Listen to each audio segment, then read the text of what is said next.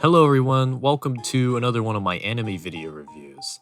This isn't my typical analyzing anime videos. This is just a new series I've come up with as a way for me to express my opinions on certain shows that don't necessarily need an analysis, or those I just feel like deserves a review rather than an analysis. Now, these could be shows that I enjoy or those I don't. This is just a way for me to express my opinions on these shows and why you should watch it or why you shouldn't. So, I would like to announce that we are working on an analysis series on One Direct Priority, which is a new show that aired in the winter 2021 season. It features a lot of interesting themes that I'm really excited to talk about, and it's a show that I believe shouldn't be ignored. So, buckle your seatbelts and prepare yourself for this upcoming series. It's one that shouldn't be missed. Now back to today's anime, which is Gakkougurashi or School Life. Before we continue, however, I will be talking heavily about some show details, so there will definitely be some plot spoilers. So it's best you actually take the time to watch the show, and I really do advise against searching up spoilers for this show if you're ever interested in watching it. I really do mean it. Gakkougurashi, as we all know it, is not what it appears at first sight. It's really something that may surprise a lot of people, and of course, had they not searched up the show prior. But it's obvious that the show directors wanted the happy side of the show to appear as the main facade for many. And yes, it does actually do quite a pretty good job of that in the first episode. It took me some time to realize what the show was actually about, and for sure the director's intentions could fool those like me if they don't see or notice things immediately. However, the whole facade of happiness not only tries to apply to the viewer, but to Yuki herself, as she seems to cope with the disaster-ridden world around her by acting happy and having illusions of a more happy time. So, it all ties itself very well, and it's a factor of the show that many people would actually find enjoyable. The pacing of the show is another key part to many people's opinions on anime, and I would say that this show was actually fairly timed. There wasn't anything that felt too rushed, and the pacing was well done. The way the show's direction was taken was also pretty good, and I liked how there was a flashback arc related to how the school club met the quiet Miki and Tarumaru, the dog that would soon become the club's image and the show's main comic relief. Now, speaking of that arc, it was definitely one that was interesting, and I enjoyed the character development of that set of episodes. We learned more about the characters in that show, and its bittersweet outcome arc brought up a mixed bag of emotions that many would find sad yet hopeful.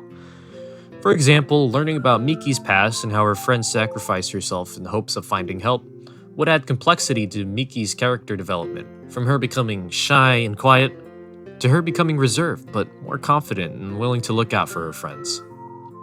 This leads us to the characters of the show, which were all great and fulfilled specific aspects of a great team working together. Besides Miki, we also have the positive thinking Yuki, who I found to be my favorite character from the show, Yuri, the calm and intelligent thinker, and Kurumi, a strong and will-powered character who is willing to defend her friends with the symbolic shovel in which we associate her with. Including Tarumaru, these 5 characters make up the School Life Club that was able to survive the outbreak that would claim lots of their fellow classmates' lives.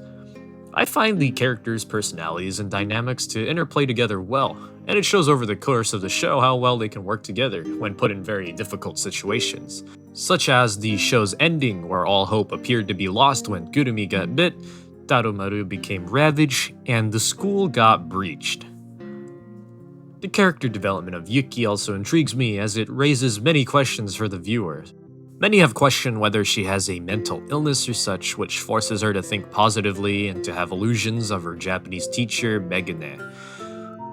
Many have questioned whether she has a mental illness or such, which forces her to think positively and to have illusions of her Japanese teacher, Megane. Many have theorized that she might actually have post-traumatic stress disorder, also known as PTSD, and it's especially noticeable when the show cuts to flashbacks of Megane's sacrifice, as Yuki was one of the more emotionally affected characters in the show.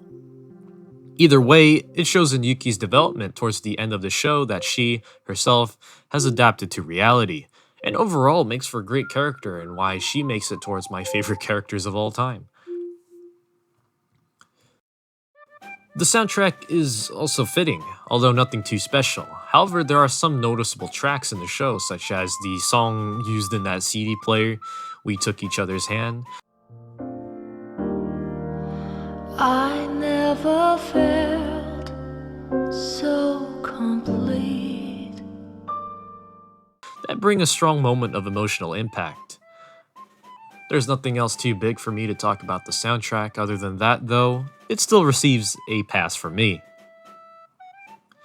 Like the music, the quality of animation, while good, is nothing too exceptional, but the show is not very animation intensive by nature. A lot of the animation takes tributes to a more moe style anime, which definitely contributes to the whole fake happy facade that the directors wanted to keep throughout the show, despite the fact that the world around them is literally in an apocalypse. There really isn't anything too big either to talk about, but it's nice and enjoyable, and the little cues they make in the opening as the show progresses are also quite nice. There's a lot of things the animators put in the show that may fly by a lot of people if they don't notice immediately, and that's probably another charm of the show that many people enjoy as well. So, to conclude, Gakkougurashi is a pretty good show for me. I enjoyed it, and I believe the average viewer would as well. It's nothing over the top or exceptional, but it hits well as something I would enjoy rewatching.